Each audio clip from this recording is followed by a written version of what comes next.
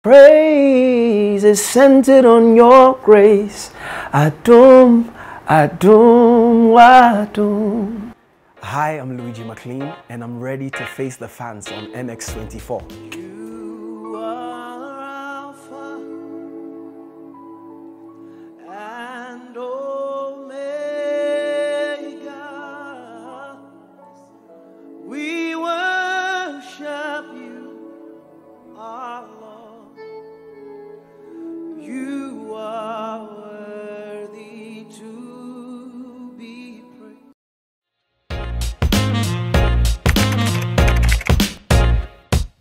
This question, interesting. No, I haven't always performed gospel music, and I remember back in SHS, I was actually called the king of African R&B because I had this whole dream of doing R&B and putting Ghana on the map there. But some way, somehow, God found me somewhere, and I decided to just do music for him. So yeah, that's my story.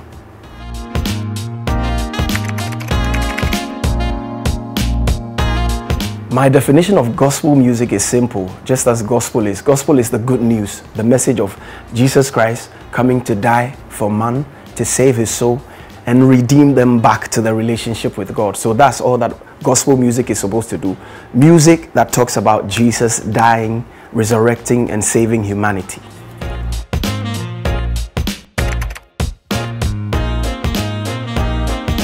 Well, to me, gospel music, I believe for me it's a calling, because I mean, since my young years, music has come naturally to me. And I mean, I was singing back then, but I didn't take it seriously. But I think growing, I got to know from a few things here and then, a few confirmations, that it was more of a call, that God calling me to do this as a servant of God. So it's more of a call for me than anything.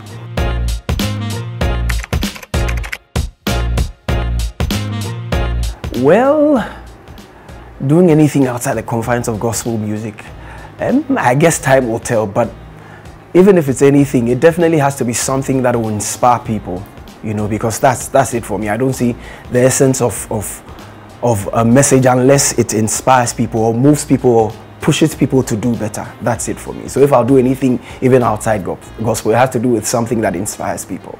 Yes.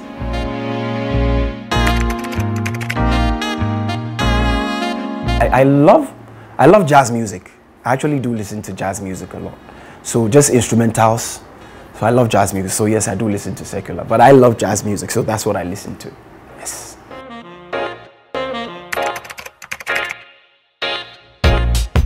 My biggest inspiration is no one else but Mettle, because I've seen him before joining him. I was looking at him I could only see him on TV as a fan, following him, and I've seen God use him mightily. He's risen, like, I think, from one level to the other, and the way he keeps his humility and he keeps his connection with God, it's something I really want to do, because I'm in the same circle with him, I'm in the same profession with him, the same calling with him, and I think he's carried himself so well, and so he's someone I really look up to, that I really want to be like when I grow up.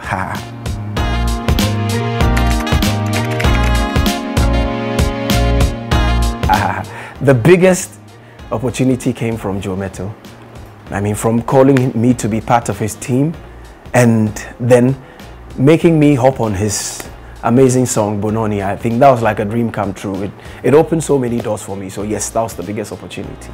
Ladies and gentlemen, welcome to Luigi Maclean. Never thought that you could love someone like me, to give up your life for me.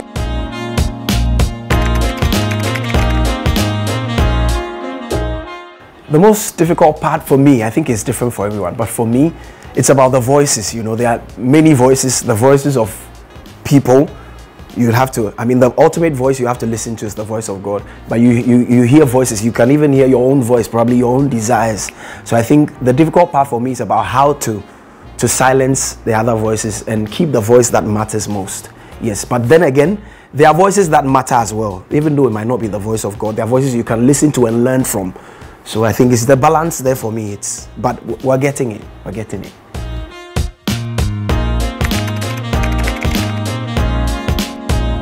Well, I don't think the biggest threat to a man's ministry is a woman. I think the biggest threat to a man's ministry is anybody who is cut off from God. Because any other thing can be an issue when God is not in the picture. So I would say the biggest threat to a man's ministry is doing anything outside of God, without God. That's it for me.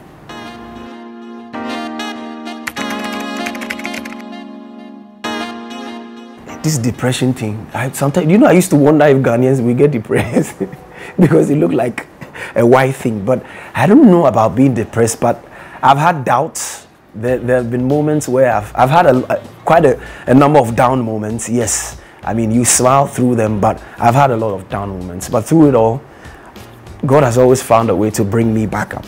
So we're sailing with Him safely.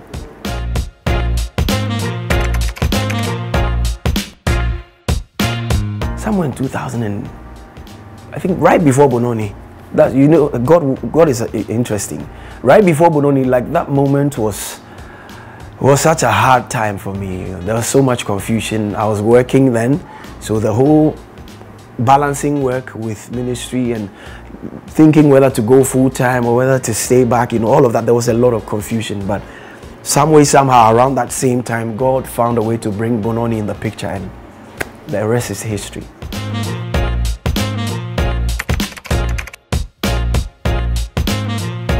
The thing about that is, it is a ministry, but there's a business side to it. Because it's a profession. It is a ministry, but there's a business side to it. Because I mean, when you go to the studios and you're recording, you pay for stuff. You pay for stuff. Yes. So once there's a business side to it, you have to make sure that you know the business part of it and deal with the business side in a business way. That's it for me.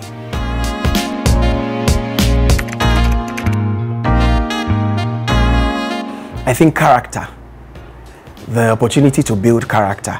And I think that has come through God taking me through a few hard times, It's easy for everyone to feel like, oh, when I start, I want to hit it big when I start, but it's not quite like that. I've learned through process that character is really important because, I mean, your skill can take you somewhere, but character can bring you back down. So character is key. So I think that's the most important skill that I've acquired.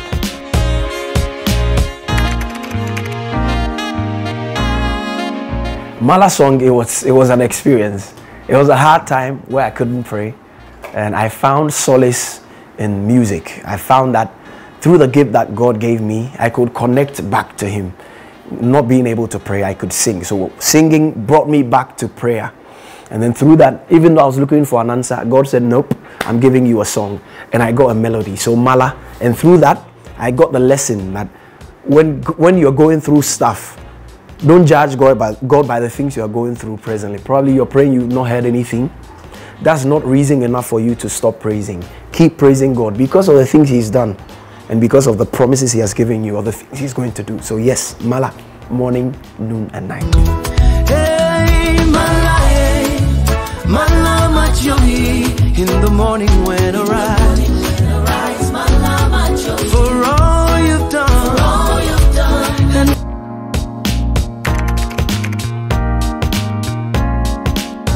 well, the creative process it went through a few.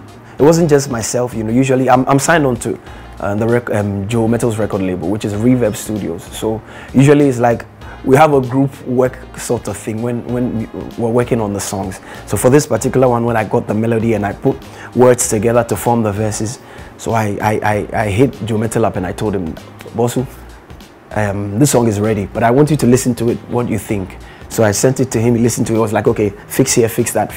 It will sound better this way, it will sound. So through that, then we went to the production process, and the producer also put a bit of himself into it.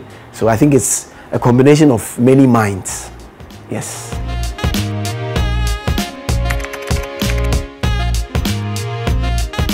Let me see, what haven't I shared? Have I shared the duration? I think it took about a couple of months to put the song together. I don't think I shared that. No, I don't think I shared that. No. I don't think I shared that. So, yes, it was actually last year. I got the song last year. So it took a couple of months for me to record. So, yes. So that's what you know now.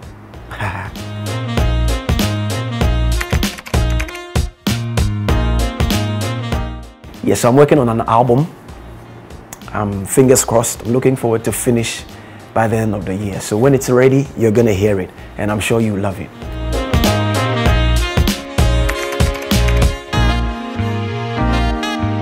Well, there's actually this worship movement I started called Gather Round.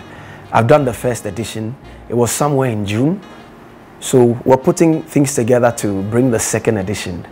So yes, and looking forward to do some concert next year. So wait for that. You hear it pretty soon.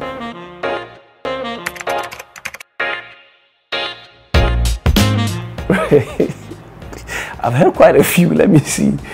I'd have to rate them. Let me see.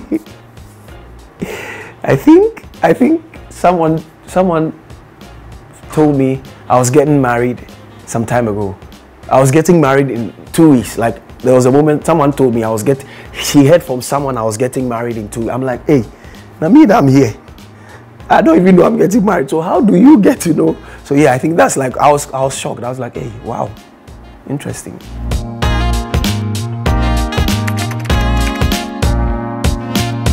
Yes, I am hooked for life. I'm hooked. Yes, I'm seeing someone. There's some special someone. Yes.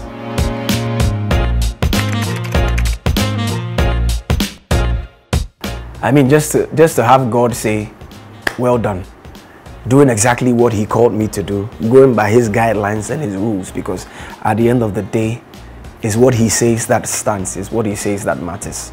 All things will pass away, like they say, but His word will remain. So what He has said, I believe and I hope that I do it exactly just how He wanted me to do it. Yes.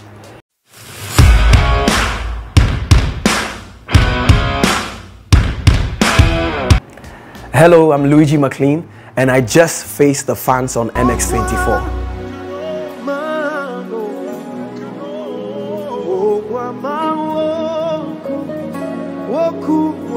No